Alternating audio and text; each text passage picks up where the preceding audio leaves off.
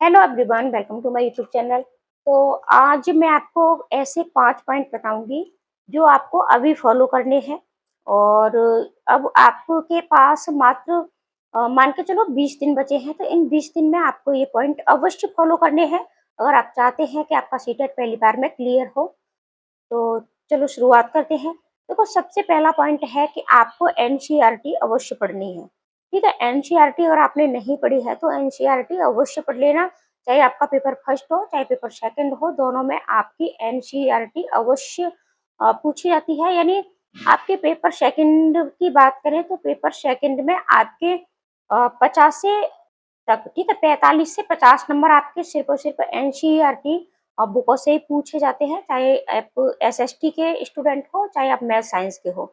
बात first paper की कर लेते हैं, तो यहाँ भी ईवीएस के आप के जो 15 नंबर होते हैं वो सीधे सीधे आपके एनसीईआरटी बुकों से पूछे जाते हैं। तो एनसीईआरटी आपको अवश्य पढ़नी है और एक एक लाइन आपको अपनी पता होना चाहिए। ठीक है, क्योंकि कारण अवकथन वाले प्रश्न आपके पूछे जाते हैं। तो एनसीईआरटी पढ़िएगा, पहला पॉइंट हो गया आपका। दूसरा पॉइंट है आपका कि आपको ज्यादा से ज्यादा पीवाईक्यू की प्रैक्टिस करनी है। देखो, पीवाईक्यू की प्रैक्टिस आपको अवश्य करनी है। आप कहीं से भी मॉक टेस्ट लिया है आपने या कहीं से भी लगाते हो, ठीक है, अच्छी बात है, लेकिन पीवाईक्यू की प्रैक्टिस आप करिए। और ये पीवाईक्यू आपके लास्ट होने चाहिए, जैसे 2026 में अभी आपका हुआ है, उसके बाद आप 25 वाला लीजिए, 24 वाला, 23 वाला, इस तरीके से उल्टे क्रम में आपको लगाने हैं। तो अगर आपको इससे करंट में किस तरीके से प्रश्न पूछे गए हैं, करंट में किस तरीके से की आपकी पेडागोजी पूछी गई है, प्रश्नों का लेवल क्या है, कितने बड़े प्रश्न पूछे गए हैं, किस टॉपिक से प्रश्न ज्यादा पूछे गए हैं, ये सारी चीजें आपको पता चलती हैं। तो लास्ट के प्रश्नों को उठाइएगा। ठीक है, तो आपके 2 पॉइंट हो गए। तीसरा पॉइंट है कि आपको अपना मतलब जो भी जितने भी आपके सब्जेक्ट हैं, ठीक है, जैसे पेपर फर्स्ट की बात करें तो 5 सब्जेक्ट हैं आपके, पेपर सेकंड की बात करें तो 4 हैं। इन सबके आपको इम्पोर्टेंट टॉपिक अवश्य पता होना चाहिए कि कहाँ-कहाँ से प्रश्न बनते हैं। उन इम्पोर्टेंट टॉपिक को ज़्यादा से ज़्यादा पढ़िएगा, ज़्यादा से ज़्यादा उनका रिवीजन करिएगा, साथ ही साथ उन पर ज़्यादा से ज़्यादा प्रैक्टिस भी लगाइएगा। और जीन पियाजे, कोहलबर्ग और वाइगोत्स्की, इन तीनों मनोवैज्ञानिकों की थ्योरी को आपको अच्छे से पढ़ना है। साथ ही साथ इन तीनों मनोवैज्ञानिकों पर आपको ज्यादा से ज्यादा प्रैक्टिस लगानी है। ठीक है, आप एक एक करके प्रैक्टिस लगाइएगा और प्रैक्टिस क्लासें भी आपको मिल भी रही हैं। ठीक है, तो ज्यादा से ज्यादा प्रैक्टिस लगाइएगा। साथ ही साथ टैग वर्ड्स अवश्य सीखने हैं आपको, नेगेटिव पॉजिटिव। अब टैग वर्ड्स तो आप सीख लेते हो लेकिन कीवर्ड्स नहीं सीखते हो। कीवर्ड्स की वीडियो मैं आपको कल या परसों में दे दूंगी, पहले भी दे चुकी हूँ मैं, तो आप प्लेलिस्ट में जाइएगा, वहां आपको मिल जाएंगी सी टैग वर्ड्स में। ठीक है, वहां आपको टैग वर्ड्स भी मिल जाएंगे और कीवर्ड्स की भी वीडियो मिल जाएगी। अब देखो, ये कीवर्ड्स क्या होते हैं, जैसे आपकी पाठ्यक्रम है, पाठ्यचर्या है, तो बच्चे यहाँ कंफ्यूज मतलब हो जाते हैं कि पाठ्यक्रम और पाठ्यचर्या और पाठ्यपुस्तक, ठीक है, इन तीनों में का मतलब अलग अलग लेवल होता है। इस तरीके से आपके कीवर्ड्स भी पूछे जाते हैं, तो कीवर्ड्स भी आपको अवश्य, ये टैग वर्ड्स और कीवर्ड्स, ठीक है, ये आपका हो गया तीसरा पॉइंट। फिर आपका रिवीजन। ठीक है, देखो, आप चाहे कितना भी पढ़ लो, लेकिन अगर आप अपना अब रिवीजन नहीं करोगे, जो भी आपने पहले से पढ़ा है उसका रिवीजन आपको साथ ही साथ अवश्य करना है।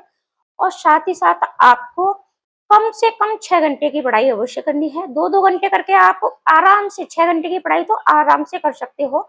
चाहे भले ही आपके पास कितना भी काम है, सुबह 2 घंटे पढ़िएगा, दोपहर में 2 घंटे पढ़िए, 2 घंटे आप रात को पढ़ सकते हो। और 6 घंटे से ज़्यादा अगर आप पढ़ सकते हो तो अवश्य पढ़ें। ठीक है, और सुबह का टाइम आपको अपने रिवीजन के लिए रख सकते हो, दिन का टाइम आप प्रैक्टिस सेट के लिए रख सकते हो। आप प्रैक्टिस सेट को, एक ही प्रैक्टिस सेट को कम से कम 3 बार लगाइएगा। और प्रैक्टिस सेट एक सुबह लगाएं, एक शाम लगाएं, लेकिन प्रैक्टिस सेट लगाते समय आपको क्या करना है, एक ये चीज अवश्य करनी है कि आपको पूरा पेपर, ठीक है, जैसे प्रैक्टिस सेट आप लगाते हो तो आपको टाइम के साथ लगाना है। सिर्फ और सिर्फ 2 घंटे में अपना प्रैक्टिस सेट पूरा आपको कर लेना है। इससे ज्यादा टाइम नहीं लेना है, क्योंकि अगर इससे ज्यादा टाइम अगर आप ज्यादा लेते हो तो फिर एग्जाम में आपका टाइम ज्यादा लग जाता है और वहां आपका पेपर आपको आते हुए भी छूट जाता है। ठीक है, ये हो गया, आपको रिवीजन करना है। एक ही पीवाईक्यू को 3 बार लगाना है और अपना सिलेबस अवश्य चेक करना है, कोई भी टॉपिक आपका छूटना नहीं चाहिए, ठीक है? और साथ ही साथ फुल मोटिवेट रहिएगा कि हाँ, मैं कर सकता हूँ, हाँ, मैं कर सकता हूँ, मुझे पहली बार में ही सीटेट पास करना है और मेरा सीटेट अवश्य क्लियर होगा ही होगा, ठीक है? अब देखो आपके पीवाईक्यू हो गए, पीवाईक्यू की प्रैक्टिस होगी, एनसीईआरटी होगी, टैग वर्ड्स हो गए, ज़्यादा से ज़्यादा रिवीजन हो गया, ठीक है?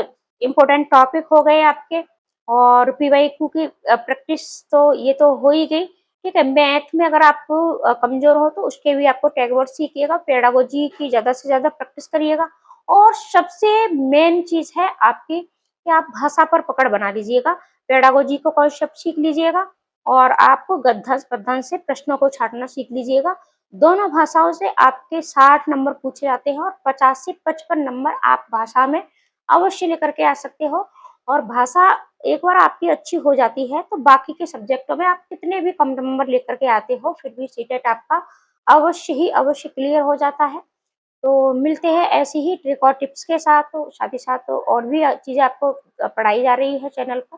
तो वीडियो को ज़्यादा से ज़्यादा शेयर करें और अपना प्यारा सा छोटा सा एक कमेंट करना बिल्कुल ना भूलें।